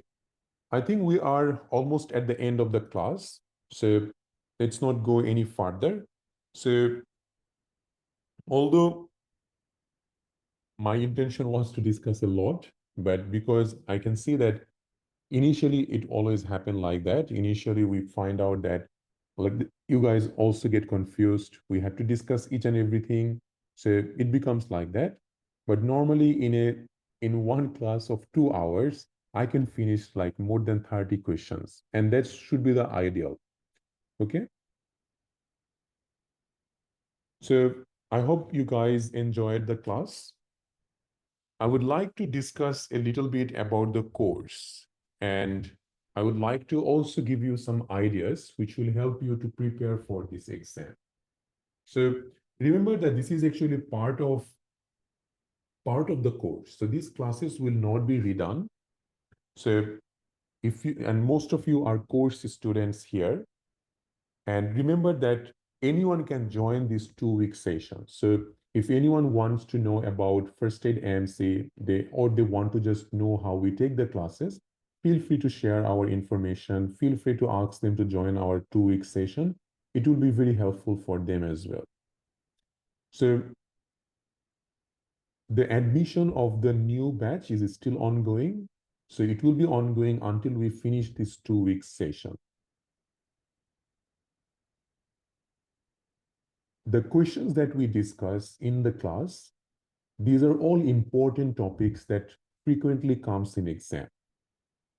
And the reason why we do this question is to give you idea about this topic. So any kind of questions related to this topic come in exam, you'll be able to answer it. So when you solve a question, don't just like memorize the answer, because it's not going to help you in the exam. You need to understand the theory related to that topic, each and everything about that topic. And in that way, you can actually get the most benefit from these question solve classes. Okay. So and there will be two more question solve class back to back tomorrow, day after tomorrow, which will be taken by Dr. Rabia. So she is one of our best mentor for question solve. So definitely you will enjoy this session as well. So, and you will also get to understand that how we do the random question solve. As I said initially, it becomes overwhelming, but it just tests your knowledge. And it also shows that what's your lacking, how much you need to read to improve your theory knowledge. So these classes are just to give you an idea that where are the lackings? Are you getting this answer right? Or are you at least able to think clearly to come to the answer? If you can't, it means that you need a bit more time to improve the theory knowledge. Okay. All right. So let me just stop sharing this screen and I will show you some of the course guidelines which will be important.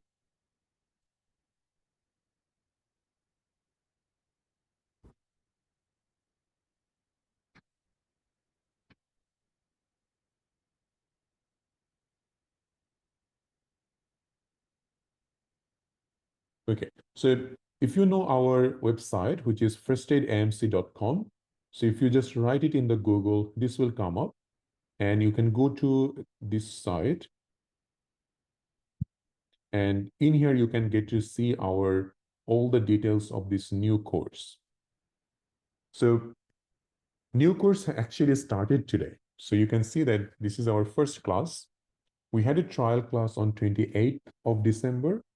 If you missed that class, the recording of the trial class is given in our First Aid AMC MCQ Facebook group, which is this one. So you can always just search here. So you can just search trial class and you'll be able to find out any trial class that we are taking. So usually we will be adding videos in here. So that's the thing we have written as review class. Let's see. Or you can even write the topic that will come up.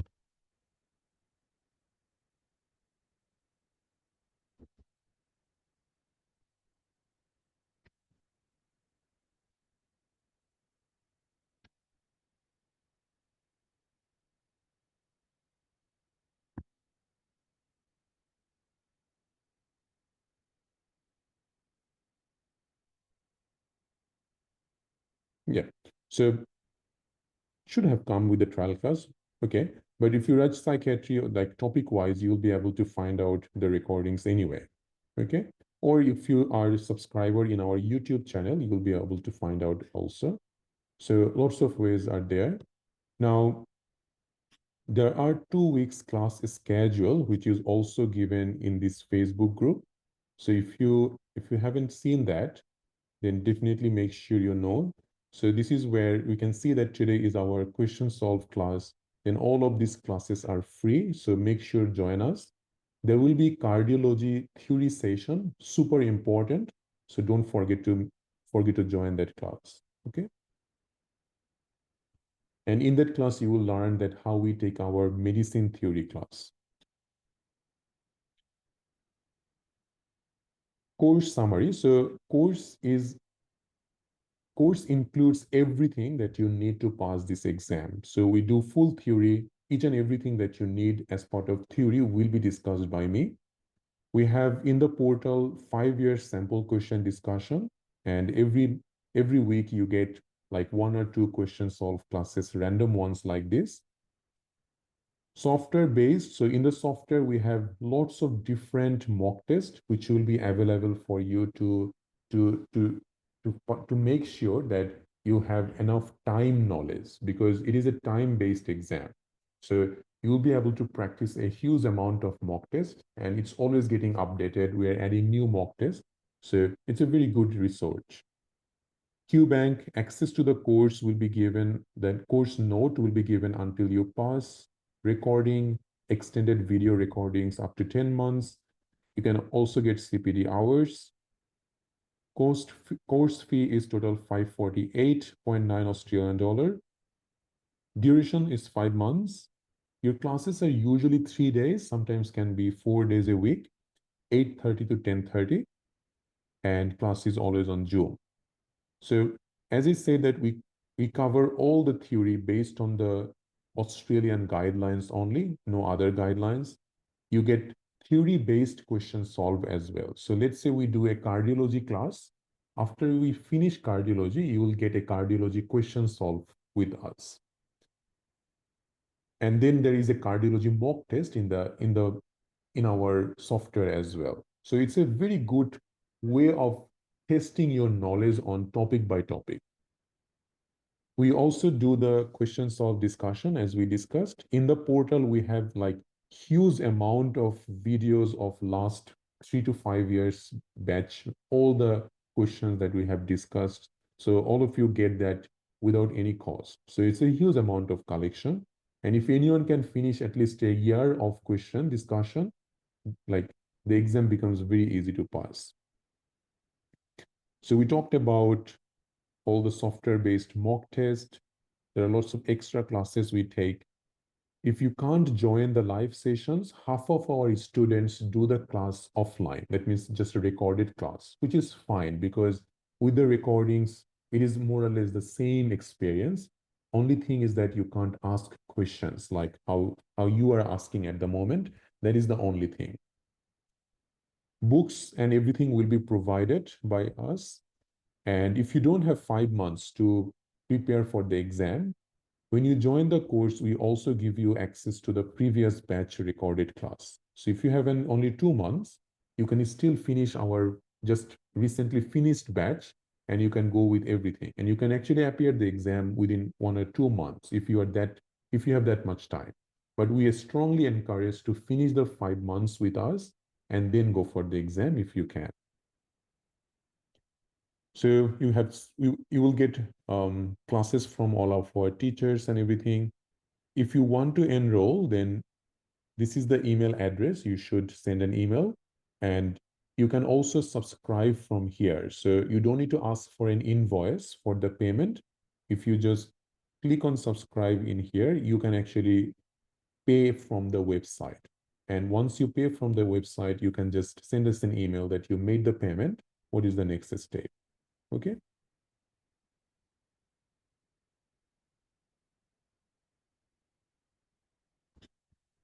So I hope it answered most of your questions, but if you still have any questions, feel free to ask me. Tomorrow's topic is also the random questions. How many hours of video? I can't even know. There is like a huge. It's very difficult for me to calculate now. Guidelines will be given in the course notes, and throughout the course, we follow all the guidelines, updated ones that's really needed for your exam.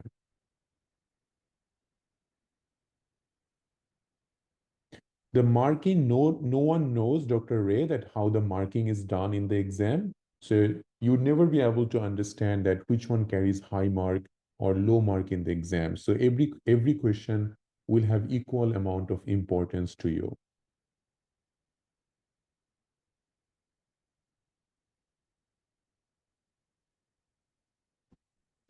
About the EPIC verification, Dr. Najia, we will discuss in the orientation class.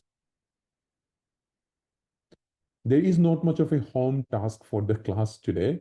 Remember, you guys are now like big enough to start reading from yourself as well. So my guideline would be that if you can finish the psychiatry class that we have taken, and also the topic of today's session. So genetic, then we discussed about diabetic foot infection. So those topic you can read in your own time. John Murtagh, we follow John Murtagh during the full course. So if there is anything extra you need to read from John Murtagh, we will discuss in the class. You don't need to do anything extra.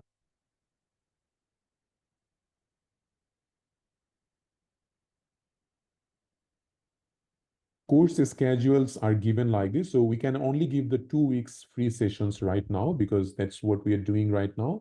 Once the course start after free 2 weeks, then there will be more schedule given. How many lectures? So just I think multiply so 3 to 4 classes in a week. So there is a lot of lectures in this course. So huge. Psych class will be available, and there will be more psych class later on. What's the class schedule? We have already given in our first aid AMC MCQ group. So you need to join this first aid AMC MCQ group. And in the group, we update everything. So you can always see the schedule here.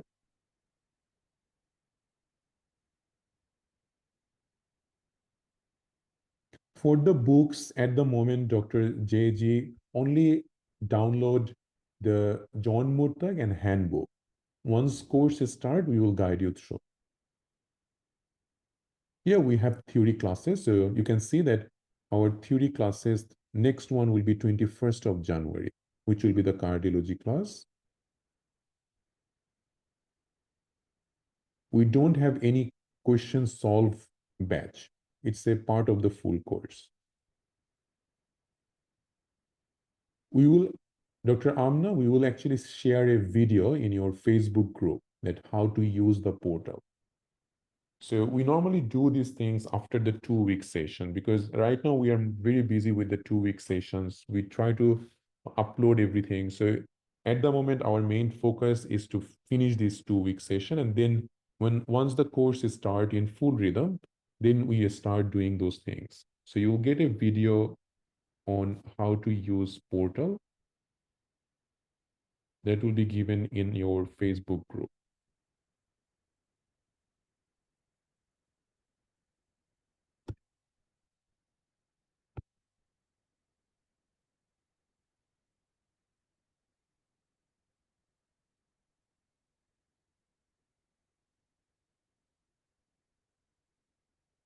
Yes, so there is a different Facebook group for course student. You don't really need to buy any book for exams. So soft copy will be given from us. Yes, that's right, Dr. Rubble. So after subscription, there will be separate app to get all the access to our portals and everything where you can get the videos and the notes. Yes, today's lecture, any lecture that we take will be uploaded into the website. We don't, like you can't print our notes, Dr. Sanjay.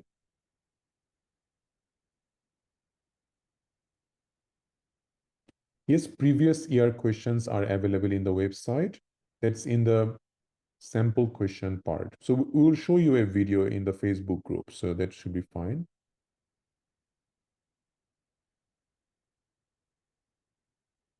No test center in Pakistan yet.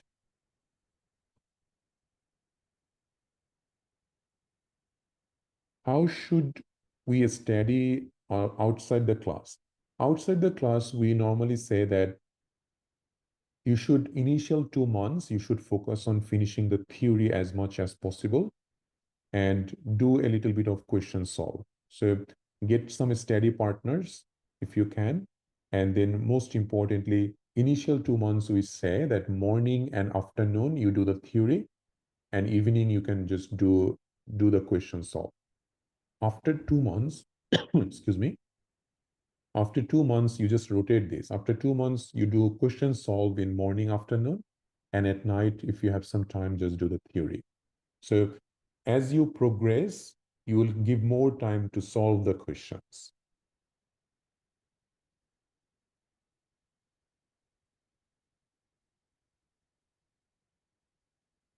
I'm not sure about South Africa if they have any new test center. That's right, Dr. K. So QBank mock will be based on recalls. You can give mock test on any time in the portal. World Psychiatry PDF will be provided in the Facebook group. About CPD, we will discuss in one of the other class. It's a lot of things to discuss.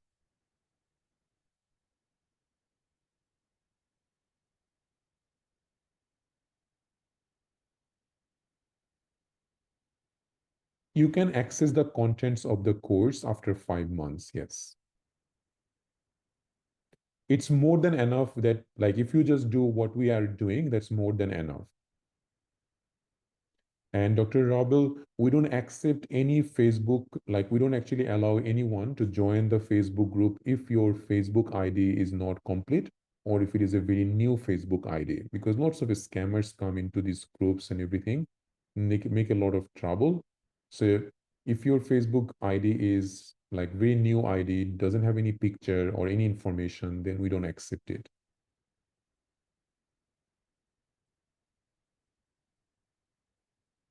Okay, so that's all about today, guys. You will have lots of time ahead in the next 2 week sessions. We'll discuss further and then we'll go from there. Thank you everyone for joining. Take care. It is not necessary to make a AMC account before joining the course. 3 months is not enough. So you should at least take 6 months for preparation. That's enough. 3 months is, to me, it is very less amount of preparation. Okay. So at least 5 to 6 months preparation is must. Because once you start the course, you will see that there is a lot of things to go through. It's not like, because think about learning all these things, medicine, surgery, gynae ops, pediatrics. So it's not just like very simple. And most of you are not actually oriented to all of these subjects. So you need to give some time. Okay. Thanks all. Thank you for joining actively and thanks for active participation. Have a nice night. Take care, guys. Bye.